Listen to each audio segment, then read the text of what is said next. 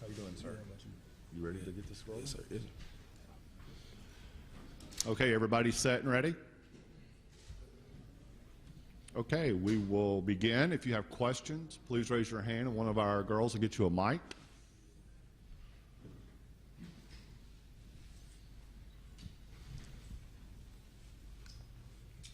Hey, OJ. Joe Whalen, WBMA TV in Birmingham. With how well your season wrapped up and all the positive talk from NFL scouts, why the decision to come back for another season? Personally, I had some goals I wanted to accomplish that was in college for me, so that played a big decision in it. I had the opportunity to graduate college in May, so I did that. Also, I had some things I want to get better with on the football field, route running, little things in the run game, so that played a big factor in me coming back to school. Hey, OJ, Chris Womack, CBS 42. With summer workouts, what have you seen from all the quarterbacks, and do you feel like somebody's really taken the lead in that race? Yeah. Well, I think each quarterback's doing a great job of right now, during the play, running the plays that we have called. Each quarterback's being a very good leader. There's not one guy that's standing out more than another, but right now we're not doing as much, but each guy's looking good so far.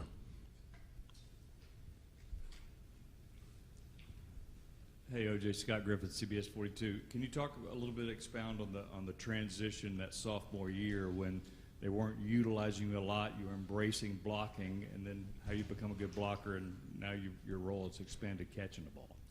Yeah, that sophomore year, I had to improve a lot on blocking that all season, so that was something that we worked on, me and my coaches.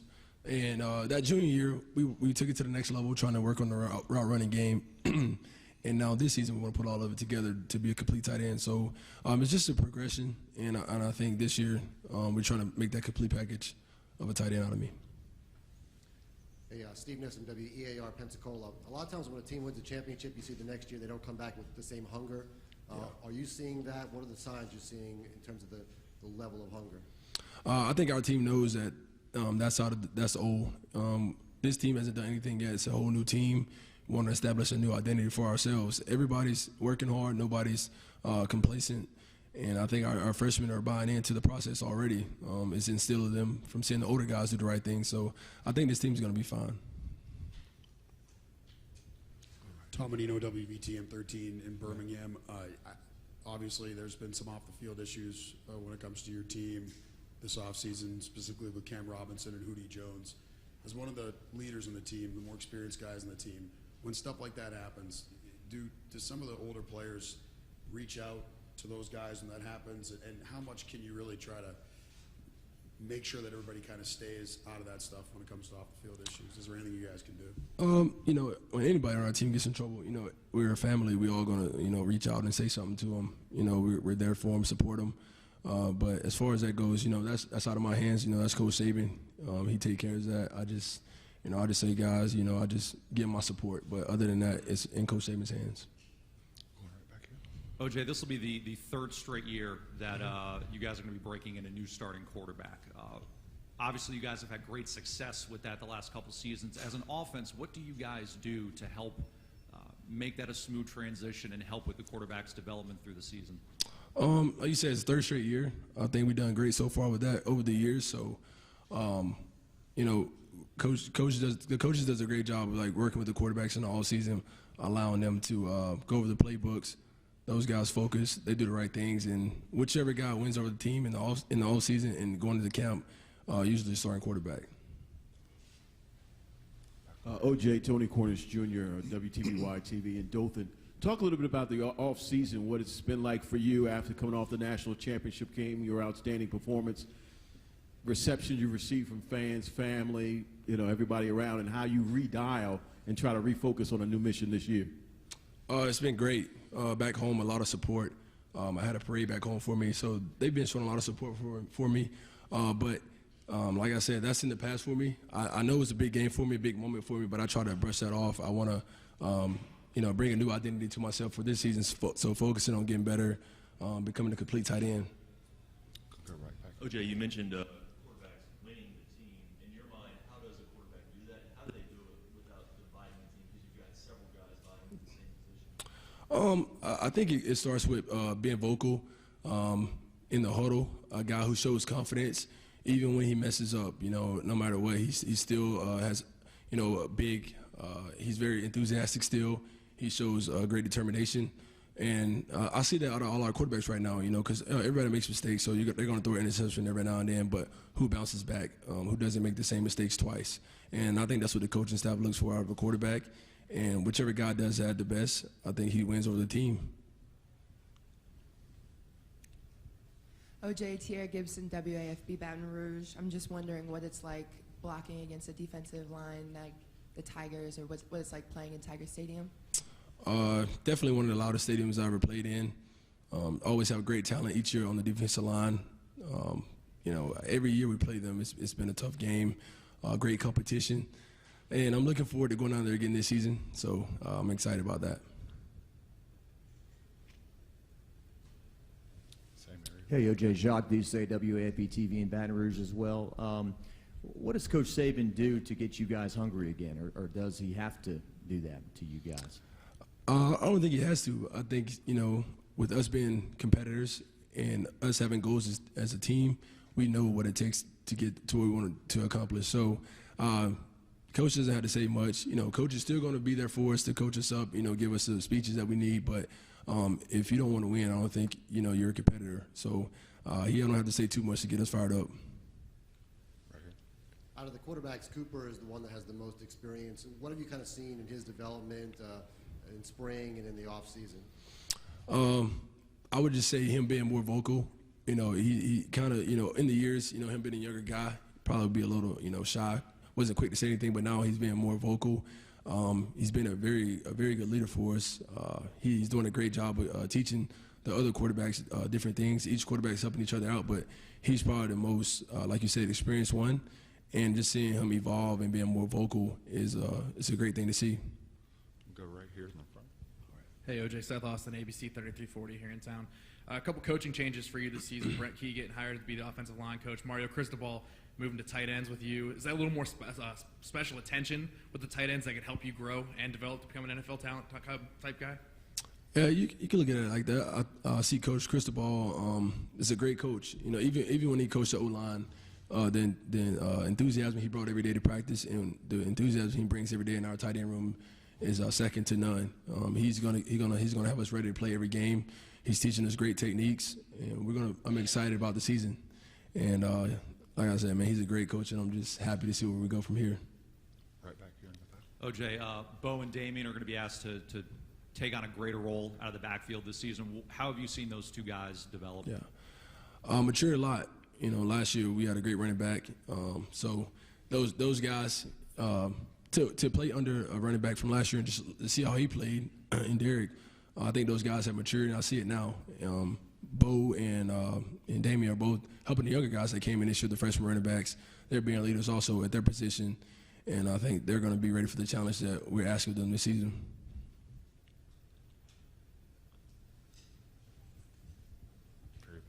OJ, Stephen Gunner, WSFA Montgomery. You've talked about the final game last season and building off that. Is there a way that you look at your senior season as I've got to perform this way, or it's a letdown, or do you put any of that pressure on you for a final season?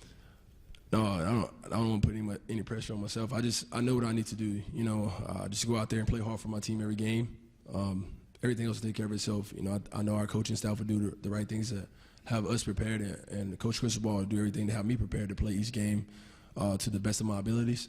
So there shouldn't be any pressure at all. You know, I'm trained to do what I do on Saturday night, so I'm excited about that.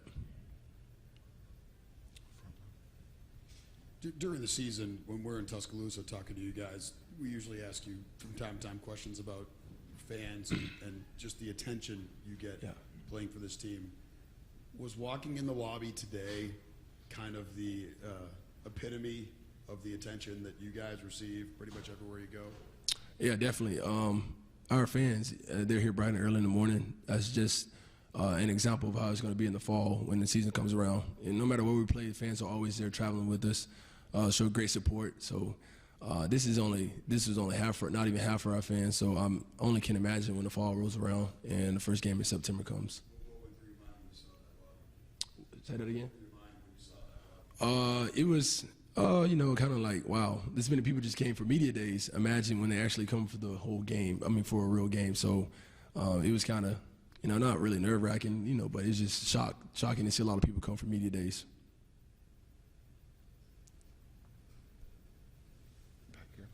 OJ, you talked about how coach doesn't really have to get you guys hungry, and last year is last year. This year's team hasn't done anything yet.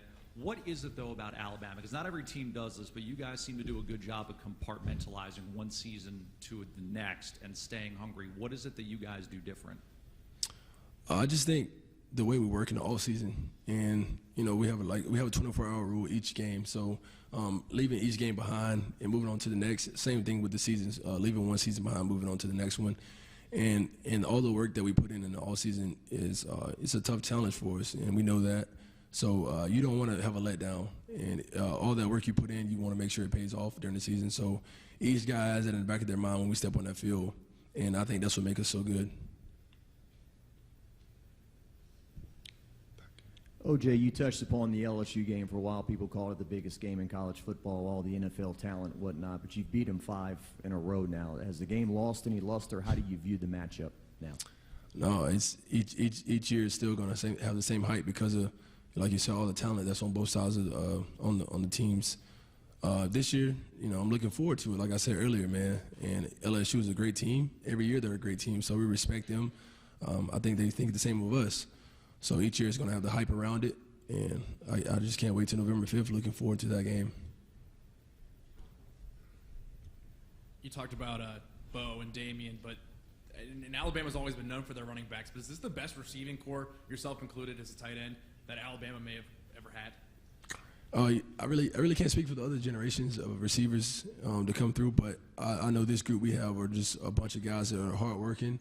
But the most important thing, we're coachable, and we listen. And the receivers, those guys, they do the right things when it comes to little techniques and fundamentals to getting open on routes. Great receiving core, no doubt about it. But one of the best, and I'm not sure about that, but I know we're very coachable, and that's what makes us so different. Back over in the corner. Hey, OJ, do you think if Coach Saban was coaching at Vanderbilt that he'd have the same number of national championships? In other words, is it something to his coaching, or is there something unique about Alabama? Yeah, I think Coach. Yeah, I think so. I think it's really Coach. The way he coaches and the standard that he holds his players to, and if he coached at the University of Vanderbilt or Vanderbilt University, I'm not sure, but but if he coached there, I think he'll still get the recruits. It'll take time, but I think it's the coaching that he does. So yeah. And how about just your championship game performance? Maybe some thoughts about going pro, but coming back. I thought about it, but like I said, it was some goals that I had left on the table that I wanted to accomplish. So that's the reason I came back to school, and looking forward to accomplishing those goals this year also. Hey, OJ, I was just curious. Everybody talks about the business culture there, and you got to kind of have that mindset when you're recruited. Could you go back a few years and talk about that? And as guys come in now, what kind of fit does a player have to be to flourish in the culture there? You know what I'm saying? Yeah, I understand. I think it's really not much about the talent, man. It's about a person who wants to give effort. You come in and work hard. You do the right things. I think you can come in and play in our system. Of course the guys have good talent, but if you work hard, put in the work, do everything that coaches ask of you, you'll have a chance to play on the field. We talk so much about coaches coming and going in college football. You guys have had some obviously at the head coaching position, all continuity, but especially some continuity at the offensive coordinator spot with Lane Kiffin. How important is that, just the fact that he's still there and you have some continuity there when it comes to the offensive coordinator and with Lane? It's huge. Coach Kiffin is a great offensive coordinator, great offensive mind. The things that he do to get us open, to get the playmakers the ball is outstanding. And I think just having him there for all these years and him standing around is great for us. We're happy to have him, and hopefully to keep him around for many more years.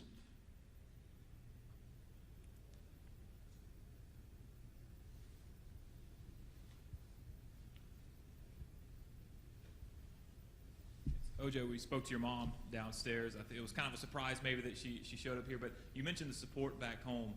and how proud they are when we've spoken with them in the past about staying to get the degree, and how much do you play for her back home and everyone back in Fever Country?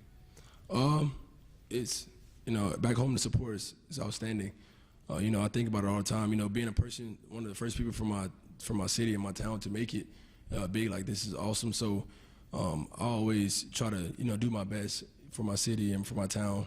And everybody's proud of me, no matter, how I play or what I do. They'll always be proud of me. But, it does motivate me a lot to play hard for those guys back home. We have time for one or two more questions.